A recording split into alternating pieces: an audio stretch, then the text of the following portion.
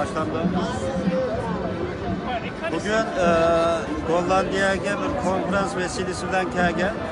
Bu yerda Amsterdam Dam meydanida 11 oydan beri o'zi yolg'iz vatandagi bu zulmni, kampni benim can dostum ve akamning o'rnidagi İlham To'xtining ovozini dunyoga unutayotgan Abdurrahimjon elimizni yo'qlab keldik.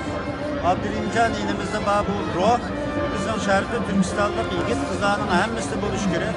Yalnız Amsterdam'ın Dam meydanında emas, Paris'teki, Londra'daki, Washington'daki, Ankara, Kızılay'da, Avustralya, Kanada, Japonya, dünyadaki medeni devletlerinin hepsi de bu örnek yigit kızlarımız meydana düşüyor.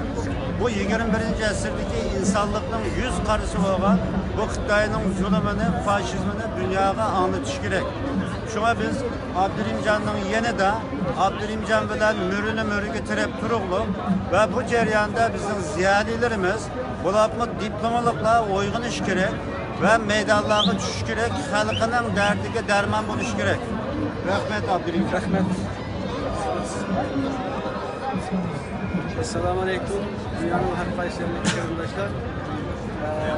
Hollandiyanın Amsterdam Dam meydanında kardeşimiz Abdurrahimjon Aylachi ve devlet şu vatanımız Şarkı Türkistan'daki zulümünü, nazik kamplarını dünyaya anlatış için müşahede bunu küçüktürüyordu. Bunu biz destekleş yani kollab kuvvetleş için bugün bir ay geldik. Bütün Şarkı Türkistan'lık kardeşlerine hemlige şunda ruh atakılış Allah Teala'dan dileyimiz. Rahmet. Assalamu alaikum hürmetli kardeşler. Bugünkü namoyishimni Abdurrahim muallimimiz bilamiz. Türkiye'nin Gollandiya bir konferansına kelib yo'qlab keldi. Nihoyat xush bo'ldim, suyundim. Yerimizda yotgan Abdurahmon Qarajim bilamiz. Gollandiya Sharq Turkiston ma'rif jamiyatiga raisi ishqismilla kelib mishada namoyish ishtirok qildi. Köyde bana destek olup, beni kollab, işkiniz yakıp verdi. Hep suyundim, memnun buldum. Benim bu namoyishni qo'llayotgan dunyoning har qaysi joylariga qarindoshlarga oliy salom, oliy ehtirom.